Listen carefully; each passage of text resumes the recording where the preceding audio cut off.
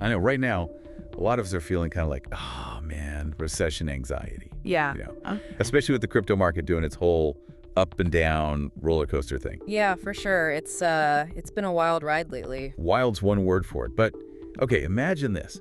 What if all this craziness, this downturn we're in, what if it's like the calm before the storm, Mm-hmm. like the setup for something huge? Oh, okay. I like where you're going with this. Right. Well, there's this crypto enthusiast. I was reading their analysis, and they're predicting, get this, a Bitcoin bull run in 2025. Wow, 2025. That's pretty specific. Bold prediction. Very bold. So we're going to deep dive into their theory today, see what their reasoning is, what historical parallels and economic indicators they're looking at. Sounds fascinating. I'm all ears. All right, buckle up. So their whole argument, it all kind of hinges on, you ready for this? The market crash of 1987. Oh, you're talking about Black Monday. That's the one, Black Monday, when the S&P 500 just tanked like 20% in one single day. Yeah, I mean that was definitely a chaotic time. It sounds terrifying, especially thinking about it now with crypto. Like, could you imagine? Right. It would have been, well, chaos is probably the right word. Total chaos. But the thing is, this enthusiast, they're saying the real lesson isn't just the crash itself, it's what happened after. Okay, yeah, the aftermath. What happened? The market didn't just recover, it bounced back, like big time, huge. And they're thinking, maybe, just maybe, we could be seeing a similar setup for Bitcoin in 2025. Interesting. So what makes them think 1987 and now are so similar? Good question. They're looking at three big economic indicators, like Yeah. kind of the three horsemen of, maybe a Bitcoin apocalypse, but like a good apocalypse. Okay, all right, I'm with you. The three horsemen, and those are Bond yields, oil prices, and the US dollar. All three were like on the decline before Black Monday. right. And guess what? They're showing similar trends today. Okay, so let's break those down one by one. Starting with bond yields. Can you remind me how does this work again? It's like the interest rates on loans, right? Yeah, exactly. So think of it this way. Bond yields, they're kind of like the interest rates you get for lending money to the government Right. or a company. Right. Okay, I remember. Like the return you get on that investment. Yeah, exactly. So when bond yields are high, those safe, reliable investments, they're looking pretty good.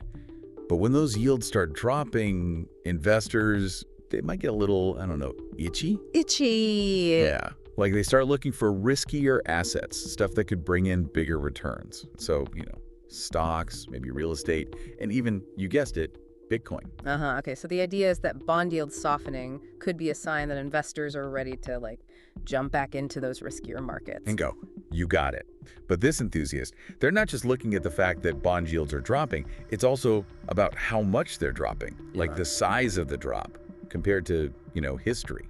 Oh, interesting. So they're looking at the extent of the change, not just the direction. Exactly. Like, is this drop big enough to actually, make investors change their behavior? That's what they're trying to figure out. Oh, wow, that's pretty deep.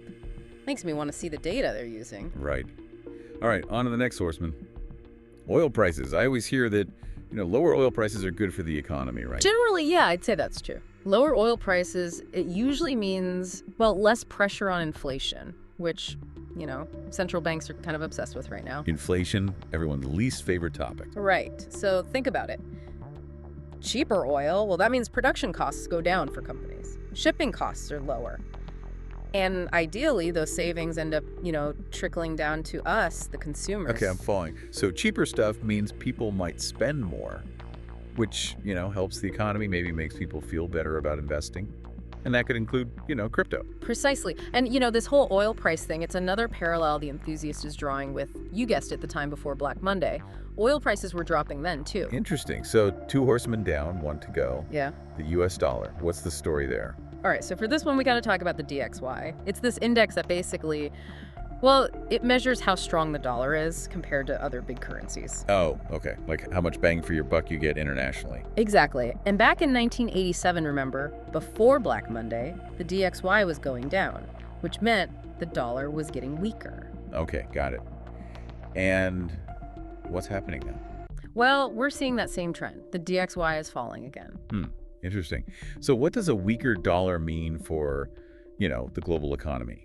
And more importantly for us, what does it mean for Bitcoin? Oh, that's where things get really interesting. So a weaker dollar, it can actually make stuff from the US, like, exports, more competitive internationally. Oh, okay. So it's kind of like Things are on sale for people buying with stronger currencies. Yeah, exactly. And that can be a boost for the US economy, right? More people buying our stuff, more growth, and, markets usually like that.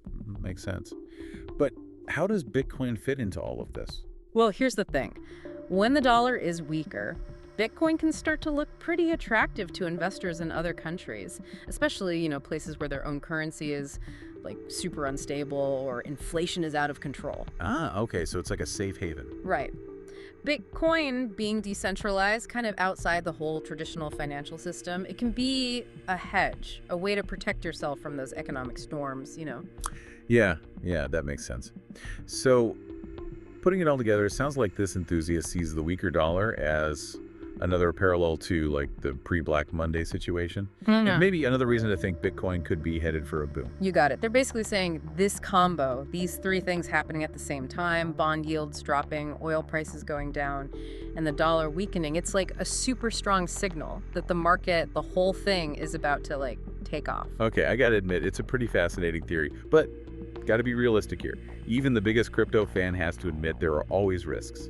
Oh, absolutely. In fact, the source we're looking at, they actually say straight up, there's a chance they could end up, get this, a bag holder. A bag holder. What does that even mean? So it means, like, imagine Bitcoin doesn't take off right away, right? Even if, eventually this whole bull run thing happens, they could be stuck holding onto their Bitcoin, watching it kind of just sit there, maybe even drop in value, while everyone else is, making money on other stuff. Oh, ouch. Yeah, no one wants to be the one left holding the empty bag, so to speak. It's a good reminder that this is just one person's analysis.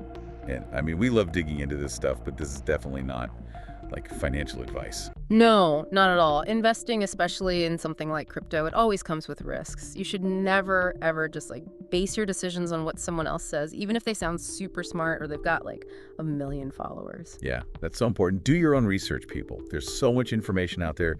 It's easy to get lost in the hype.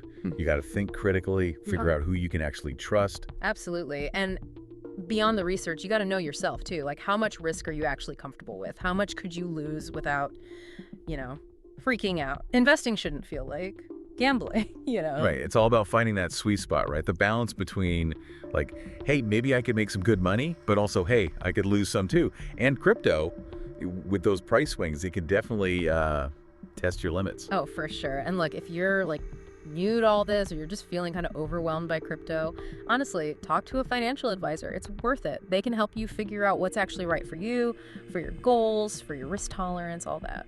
Yeah, that's solid advice. So, okay, we've talked about this enthusiast's prediction, based on those three big economic indicators, but also super important, we've talked about doing your own research, knowing how much risk you're okay with, and maybe even talking to a pro. But even with all that, I'm kind of curious, what else could be going on out there? Things that could, affect the crypto market in 2025?